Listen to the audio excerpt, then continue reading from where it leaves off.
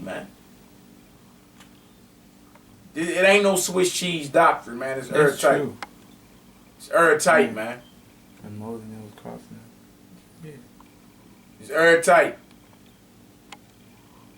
I got one more for you too. Okay. Right here, this is the one of the picture. Let me blow it up a little bit. Cherry wheel discovered in 1978 in the sea bed of the Red Sea. What cherry wheels doing at the bottom of the Red Sea? Because there wasn't no cherries in 1900s. So you have to go back far enough to when the cherries were around. Somebody has been found lying. And you cannot get this much coral reef and growth over a wheel in a small period of time of 100 years like that. You can't artifact that. They gotta happen over a period of time.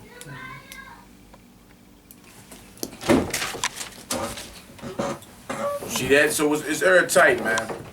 All right, next thing we're going to get into is the Babylonians. Now, what we was going over is showing you how the reason why we as a people have been in and out of captivity. The reason we've been in and out of captivity is because our stiff-necked disobedience to our God. And he warned us time and time again, if you don't do what I tell you to do, you're going back into captivity. All right, you got the Exodus 11 and 7 real quick. Showing you the difference. This is to back up the definition of all the dark-skinned people, but not the Negroes. So this is to back that up. Exodus 11 and 7. Let's get that out. Exodus 11, verse 7. But against any of the children of Israel shall not a dog move his tongue. Right, come on. Against man or beast, that ye may know how that the Lord doeth put a difference between the Egyptians and Israel. The Most High put a difference between the Egyptians and Israelites. Israelites descend out of Noah's son Shem. Egyptians descend out of Noah's son Ham. That's right. They're dark-skinned people, but they're two different people, two different manners of people, two different nations, two different laws, different gods, all that, man. That's right. Different ceremonies, all that, man. You know what I'm saying? The Lord put a difference between the Israelites and the Egyptians. And that's just the truth. That's just what it is. All right, let's get to these Babylonians. The Babylonians is the next empire, what it was. They came in when I was there. All right, this is the ancient world again. Ancient world again, page 21. Going into the Babylonians. All right, it says, Babylonia once again became a great state under the Chaldean ruler Nebuchadnezzar. His son Nebuchadnezzar II, 605 through 562 BC, extended Chaldean power, defeating the Egyptian king Necho at Carchemish in 605 BC and taking Jerusalem twice. Wow, taking Jerusalem twice, huh? Let's grab Jeremiah 25, brother. Jeremiah 25, 1 through 17. And let's get some historical, let's get some scriptural verification on this. Scriptural verification. All matching up. All matching up, bro. It's all matching up. It ain't no Swiss cheese doctrine out here. It is what it is, man. Now either, you know what I'm saying, you're going to take heed to what's going on. Well, guess what? It will be a problem out here. All right, you got that? Jeremiah 25, we're going to read verses 1 through 17. The prophecy of Nebuchadnezzar coming and dropping Jerusalem. Before he came and did it.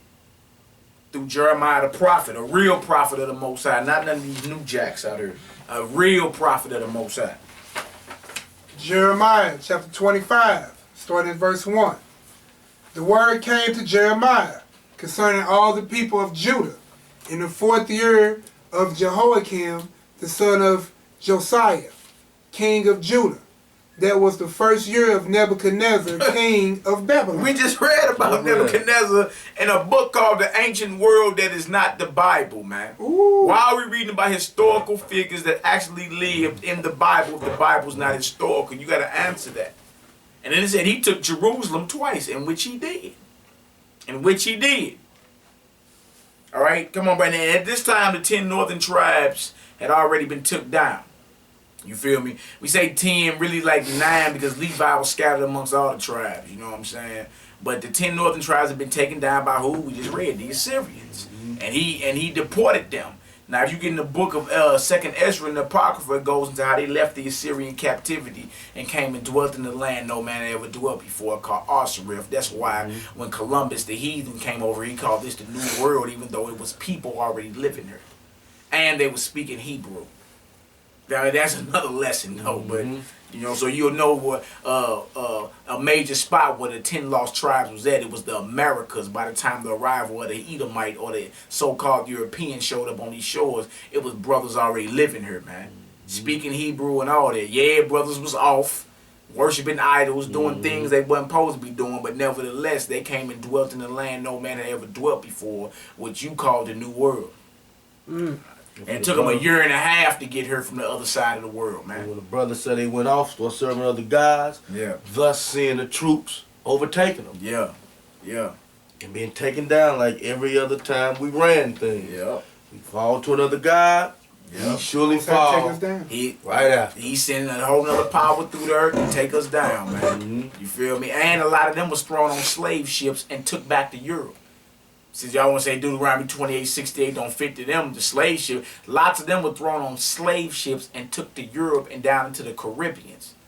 And you can find that in that book of Black Indians. We got that book as well. All right, come on, brother. Verse 2. To which Jeremiah the prophet spake unto all the people of Judah, and to all the inhabitants of Jerusalem, saying, From the 13th year of Josiah, the son of Ammon, king of Judah, even unto this day. This is the 23 year. And the word of the Lord has come unto me. And I have spoken unto you, rise early and speaking, but ye have not hearkened. And the Lord has sent unto you all his servants, the prophets, rising early and sending in them. But ye have not hearkened. Nor incline your ear to hear.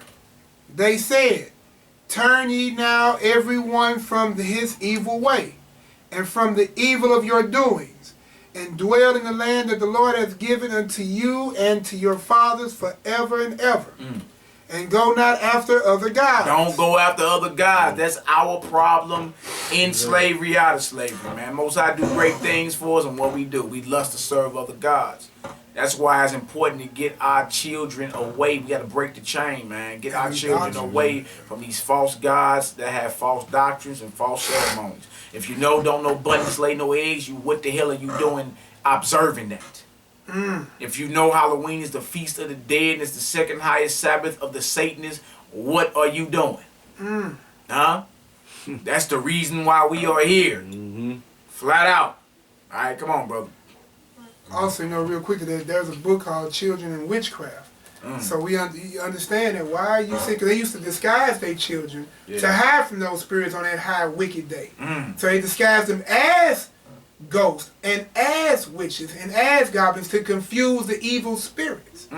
So you don't even understand the ritual that you practice. Don't even know.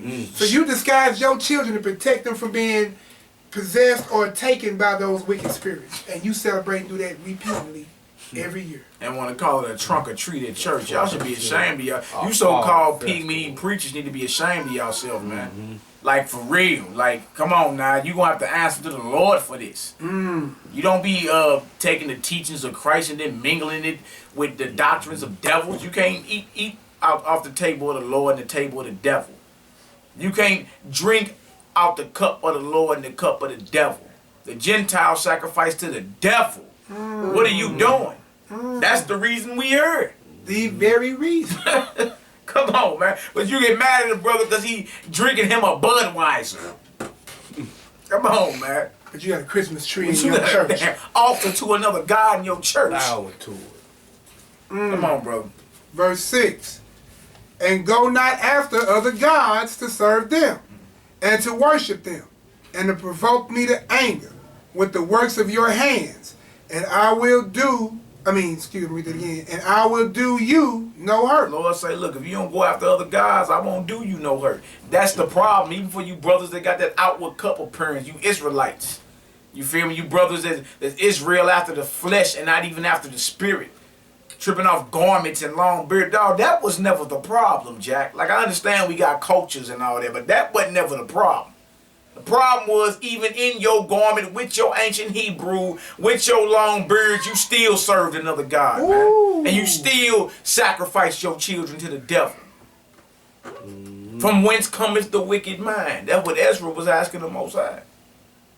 See, after the order of Melchizedek, it's a spiritual order, man. Yeah, we Israel, the direct seeds of Israel, but the things that y'all pushing on brothers was never the problem.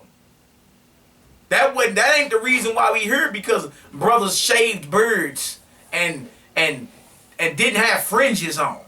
Yeah, you won't find that. That you won't find that in there. It's because you went and served other gods, man.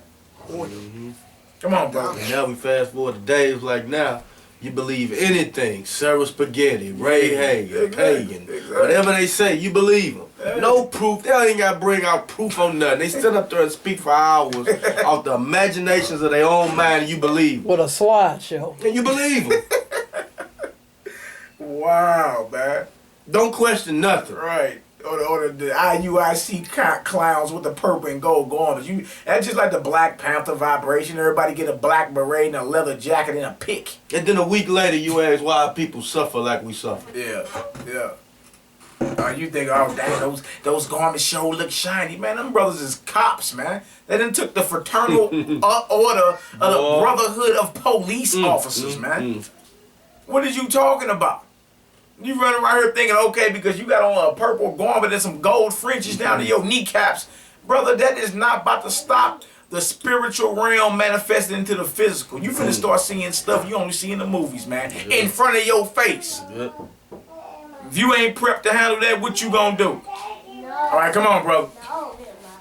So we at verse 6, and we read that again. So we understand why it happened. And go not after other gods to serve them, and to worship them, and to provoke me not to anger with the works of your hands, and I will do you no hurt. Yet ye have not hearkened unto me, said the Lord, that ye might provoke me to anger with the works of your hands to your own hurt. To your own who hurt? Your own hurt. See that? Come on. You did it to yourself. You did it to yourself. Because he warned you about what you ought not do. He warned us, man. So it's a righteous judgment when that heathen got his boot on your back. Huh? It's a righteous judgment. The Lord told you what to do to avoid this.